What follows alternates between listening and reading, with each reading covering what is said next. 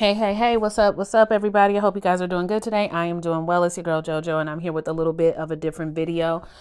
So, a couple of maybe about a month ago, or 2 months ago, when I did that video on Kimmy and Maurice, and then Martell and Melody, you guys know that was my rant. When you see the red light, I'm gonna be ranting.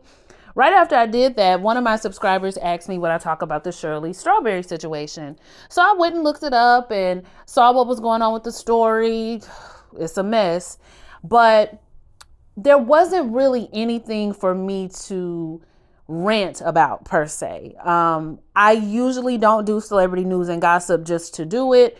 I usually am going off, going in because people find that entertaining when I go off on somebody. And there was really nobody to go off on, right? And there's still not, but there are some things and maybe some situations to go off on. Now, I know a lot of people have gone in on Shirley, have talked about Shirley. I'm not really going to do that here. Although I do have my frustrations with Shirley right now. I'm not really going to do that here because when I caught up on the story and I heard about the story, at first I thought Shirley was crazy. Like I thought she was hello, Barbara, this is Shirley. Yeah, the man you have is my man. I thought it was given that, right? I thought she was just going for whatever man she could have, no matter what he had done. And I was just like, Shirley, you look crazy, right? But then the phone calls came out. And if you guys have been living under a rock, there's a channel called Phone Calls from Jail. They have released the audio of Shirley Strawberry, her husband, Ernest, his phone calls. And it is quite embarrassing. It is sometimes disgusting. It is infuriating. Shirley frustrates you. Then you feel sorry for her. Then she frustrates you again. It's just a whole realm of emotions that I went through listening to these phone calls. Now, I listened to the phone calls over a week ago, 6 hours of my life that I can't get back. And now I'm still catching up on the phone calls that just came out recently, as well as the Strawberry letter that she did for herself on the Steve Harvey Morning Show.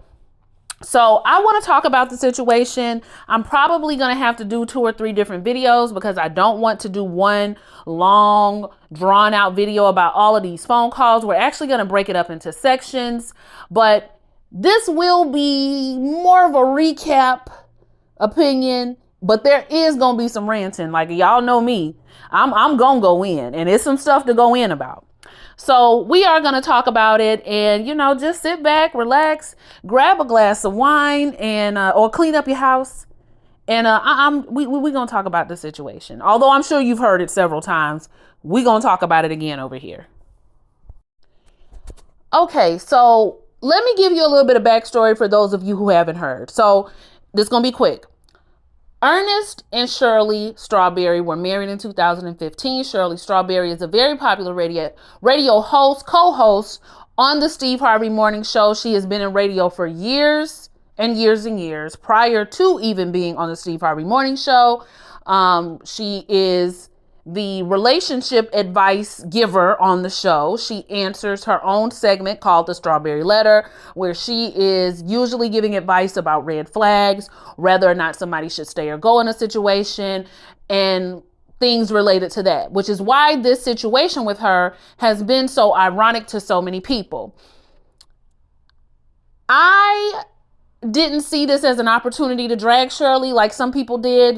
Here you are giving other people relationship advice and you sitting here and your man's doing this, and this.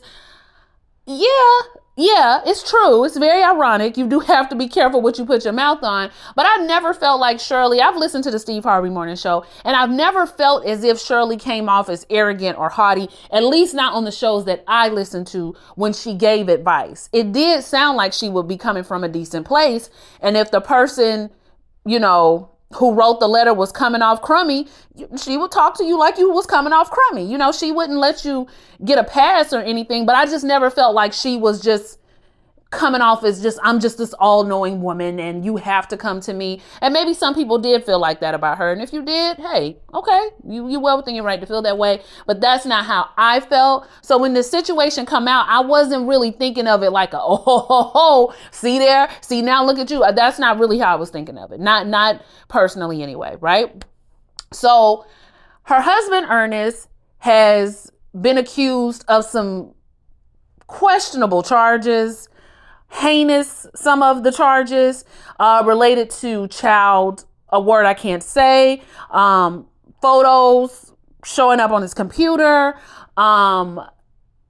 possibly some stuff with some animals, child, scamming most definitely with the woman who is his co-defendant now, who is out on bail, who also impersonated his lawyer at one point. But he is being accused of several different things, lots of different charges, and people are looking at Shirley like, you need to get away from this man, specifically with the child, the child P-word allegations, right? As well as some other allegations related to children and animals. So people are looking at Shirley like she needs to back away from this man. What is she doing? And that is when the phone calls from jail audio was released. That is a channel over on YouTube. You can go over to it. They have all of the phone calls from last year that Shirley had with her husband. And if you want to catch up on the story and get a more thorough explanation of what's going on and a breakdown of Ernest and his charges, you can go over to Chronicle Speaks channel. She does a great job breaking everything down. So you can head over there. I'm not going to do the whole rundown here. I'm really just here to kind of briefly go over some of the phone calls. We're not going to listen to them, but if you want to listen to them, you can definitely head over to phone calls from jail, head over to that channel, and you will hear all of the phone calls that we are going to reference on today. So with no further ado, let's get into the first couple of phone calls. And I want to talk about some things that got to me on that call. So the first phone call is really not too much. It's really not too much going on in part one. We do hear Ernest and Shirley talk, but it's nothing crazy. At this point, you can tell that Shirley doesn't know all of the charges, but she's aware that Ernest has been arrested.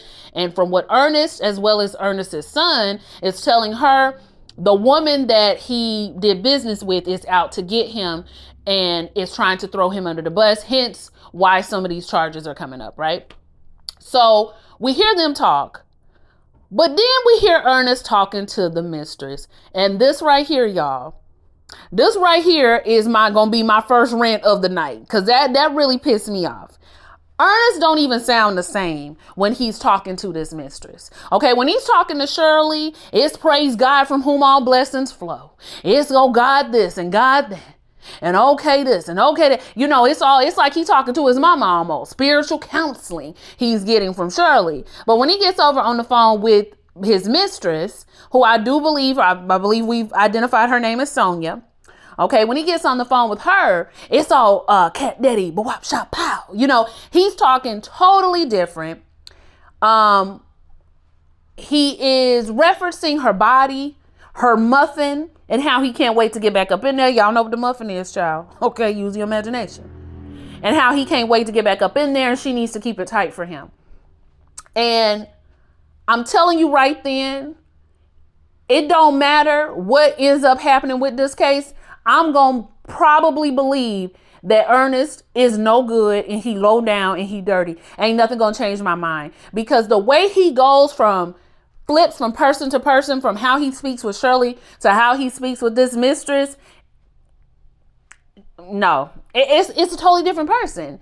It sounds like a totally different person, his demeanor. And so for you to be talking to your wife in 1 minute, getting all this encouragement and help, and she footing the bills, which we're going to talk about later, to get over here with this mistress and talk to her in the manner in which you were, it was just disgusting, y'all. It really was. So that was like when I first started getting really irritated. And again, really feeling sorry for Shirley. I felt so bad for her because this is embarrassing.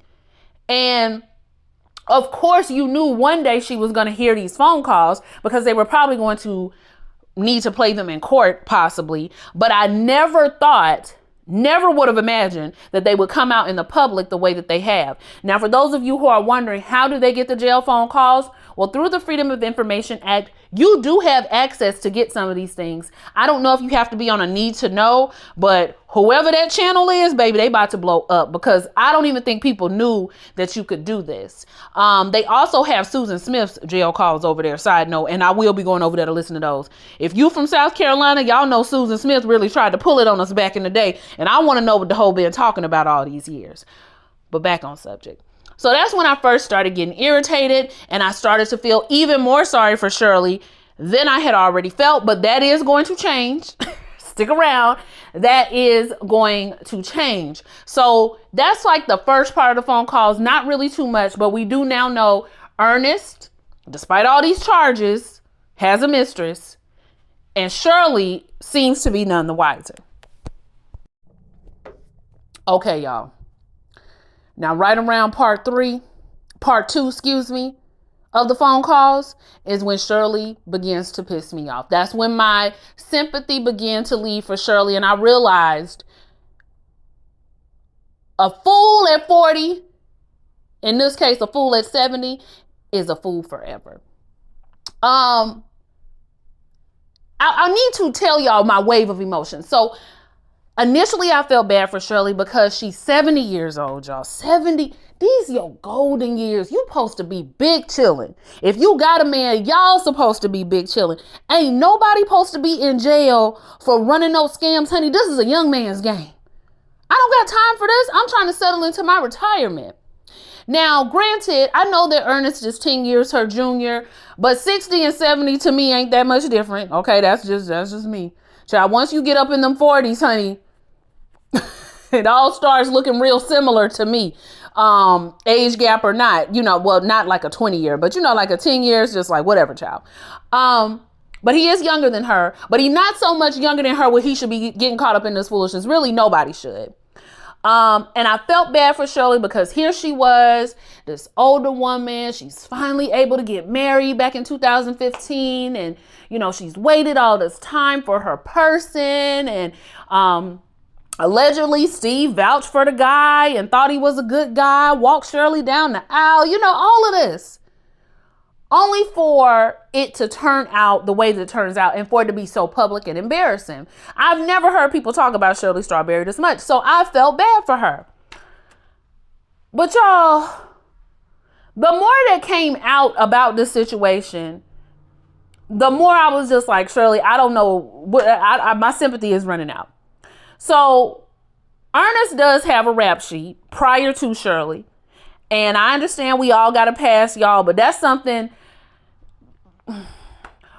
Repeated offensive behavior in your past is something that I got to take a real close look at. Because how I know you rehabilitated, right? And it seems like he been doing the same stuff as a grown older man as he was in his youth. Because a lot of his young charges got to do with scamming and theft. Right? So when we get to part 3 of the phone calls, not only is Shirley talking to him as if he's been totally redeemed from everything he's ever done in the past, and you can just listen to him talking. No, he's still that nigga. He still got it in him, right? Even when he talking to Shirley, sometimes that talk he get with the mistress, sometimes that nigga jump out in him. Okay, I hate to use the N word on y'all, but sometimes you got to just go there. Sometimes it jumps out, right? So in the other part of the phone call, part 3, and part 2 and 3, we hear Shirley running down on her daughter. Running down. Sheridan came up to the police station and she shouldn't have done that. She was wrong and she should have did this, and this. And they both going in. He going in more than her. Saying that, oh, she hate me that effing much. And see, if I was like some of these men in here, these low down, dirty men in here, you are like those men in there, Ernest. You're exactly like them. And as these phone calls continue, we get to see how much. We get to see how much. But you are exactly like those men that you're talking about. You're no better than them. And Shirley is talking about how her daughter doesn't understand they're trying to trick her. And she doesn't have to tell her daughter anything about her marriage. She's being nosy. Let me tell y'all something. If the police tell me that my name is on some documents that are being wrapped up in some type of case, I want to know what's on there. I want to know what the police said. I want to know what's on the documents. If my children's name is involved in some documents, I want to know what's on there. And Shirley, as a mother, okay, I understand they saying that, you sent her to live with her grandma while you kind of tried to make it in the radio personality and all that world. Fine. But still, as a mother, you should understand that another mother wants to protect their child. Ain't nobody being nosy. And she stated that Sheridan was taking the kids away from her. I'll take the kids away from you too. If you are treating me as if I'm the enemy and I'm being nosy and you don't want to talk to me when somebody in our circle has some alleged child P-word charges, and you trying not to tell me I can't trust you, and I definitely can't trust you around my children. So I don't understand why that's not clicking for Shirley. I know she got to have some sense. So that's where my sympathy starts to leave a little bit. Because how you running down on your daughter like this? I understand that's your husband, but you running down, honey, completely down. And it gets worse, right? So that's when my sympathy starts to leave for Shirley somewhat. I was super frustrated with her. I could not understand why she wasn't getting, why Sheridan was scared, why she was nervous. And it seemed like she did understand, but she just wasn't, she's just wrong. She's just wrong. And she wasn't going to try to behave in an understanding way about it. So that's when my sympathy started to leave for Shirley. Now, also in part 3, we got this mistress. And I don't know who this woman is, and I don't know what this woman does, but she's running game on Ernest. She got Ernest convinced that she's so wrapped up in him that if they was to stop talking on these jail calls, honey, rolls eyes, that she just don't know what she gonna do with herself. And Ernest responded to her, don't you worry about that, baby, because I'm gonna be in your life a long mother effing time. Oh, really? Oh, really now? How you gonna do that? How you gonna do that, Ernest? You gonna do it through phone calls? Text? You getting out of jail? You going to her house? How you gonna do that, Ernest? Inquiring minds want to know. Doing all of that, right? And when we get back on the phone with Shirley, we got Shirley running down again. Okay, now this moves us into part 4.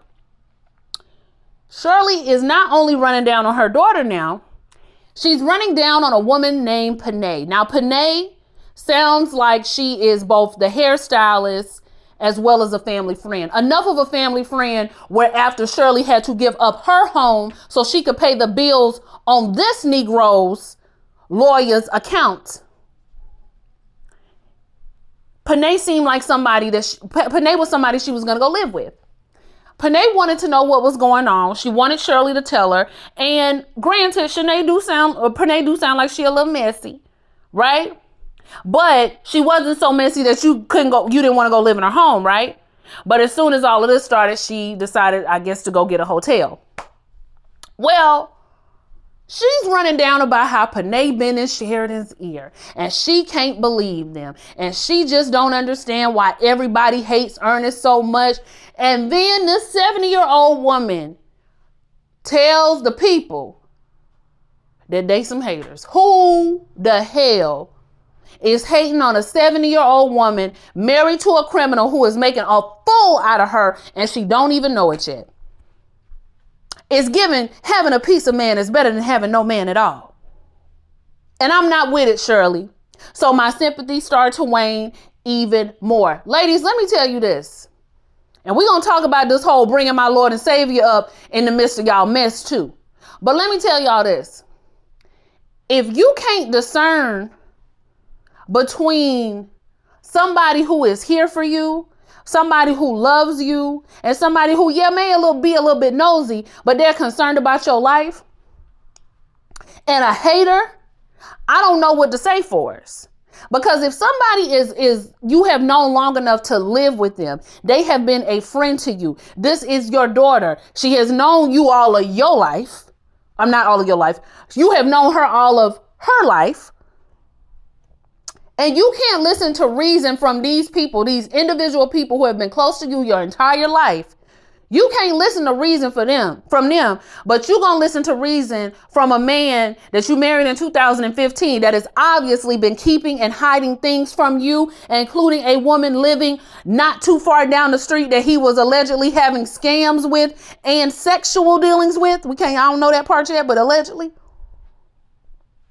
And you at least knew that much, okay? Because that came up, I believe, in the affidavit.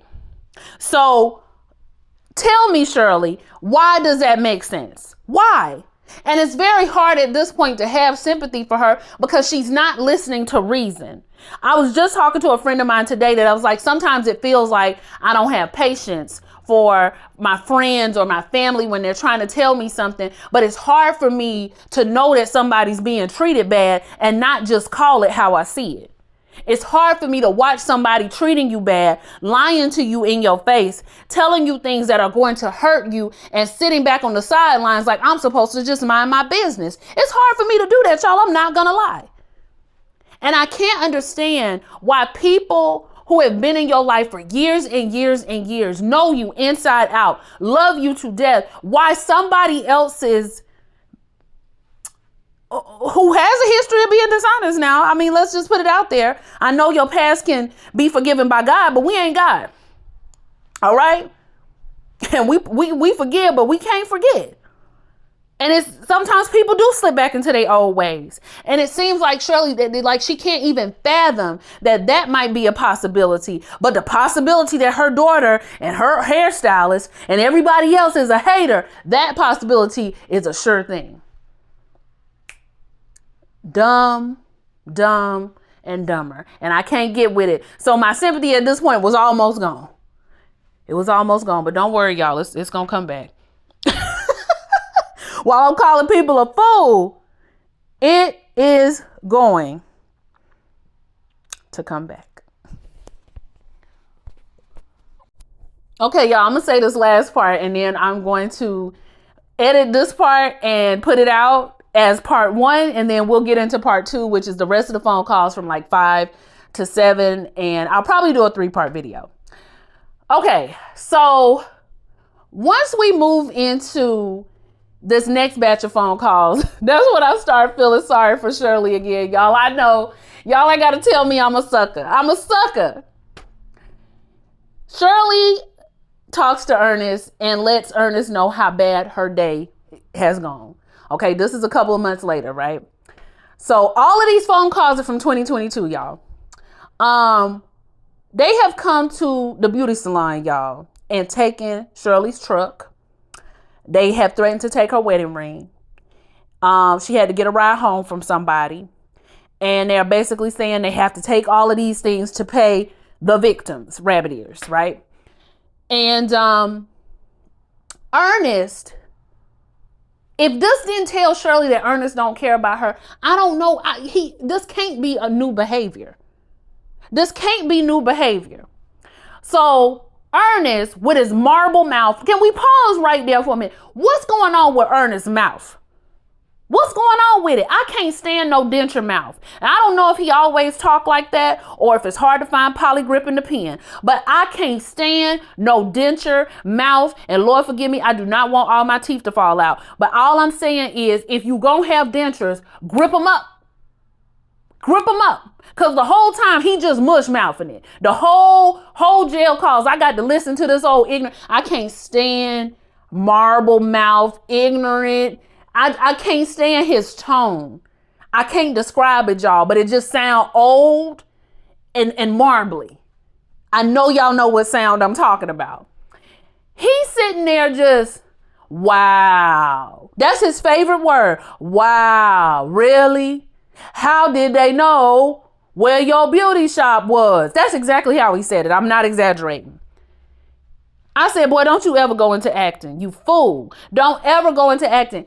Shirley, this man showed no care and concern for you being humiliated at the beauty salon. And everybody know the worst place to get humiliated is the beauty salon. Everybody about to talk about you. He showed no care and concern for your wedding ring possibly being snatched off of your hand because he allegedly wrote or forged somebody's signature. No care and concern for how bad your day is. You're sitting in a hotel room. You're not even amongst friends and family because you've convinced yourself that everybody is a damn hater. Y'all got to give me 4 cuss words per review. Okay. Especially when talking about this. And, Shirley is just talking like, I don't know why everybody thinks this about you. And I just don't know. Everybody keeps saying, I don't know who you are, but I do know who you are. And and here it was a bad day. Yeah, fool, it was a bad day. It was a bad day. And then when he goes later on, because he gonna hang up and go call his real woman, his mistress, the mistress showing more care and concern than Ernest is. She more heated than Ernest.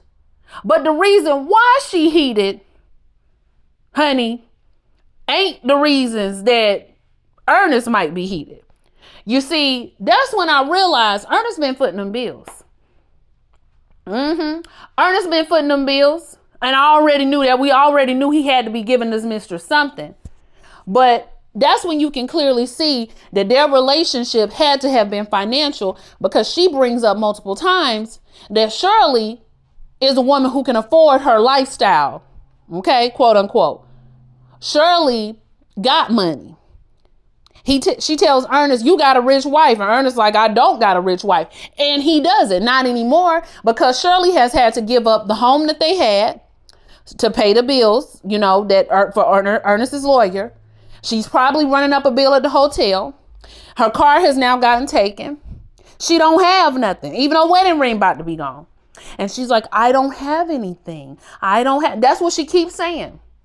And so old girl thinking she dealing with the money team. Now, granted, his scams probably was making him some money too, but he had to get with somebody legit to probably throw people off his trail and be able to get some pretty high clientele. And you can do that with somebody like Shirley. She's trusted. People trust her. So they probably gonna trust her husband, right? But old mistress lady don't know, honey, the gravy train is about to end. And that brings me to my last point of this section of the video. A lot of times these women, these side pieces, these girls dealing with these men, they be thinking they in love with these men. They be thinking they running up these men, that these men have qualities and traits that they can benefit from. But that's not really what it is. Who you really in love with is that woman. Who really the top dog of the pyramid is that woman. And some side pieces know it, some don't. Okay, Ariana Curry. Remember, you thought Martell was the boss. You thought Martell was top pyramid. You didn't really know it was Mel. And everything else was trickling down. And you got to benefit from it. And see, the mistress is soon going to realize there's going to be no more trickle down if Ernest don't have Shirley. Right? And that's why she keep bringing up, you got the rich wife, don't you? So you got to be careful when you're dealing with these men and thinking that you seeing they shine. That's not they shine. That's that woman they dealing with shine on them. That's her glow. That's what she know. That's her vibes. That's her money. That's her business acumen. Okay, Mr. Martell can't pass the test. Is giving up very much of that. Right?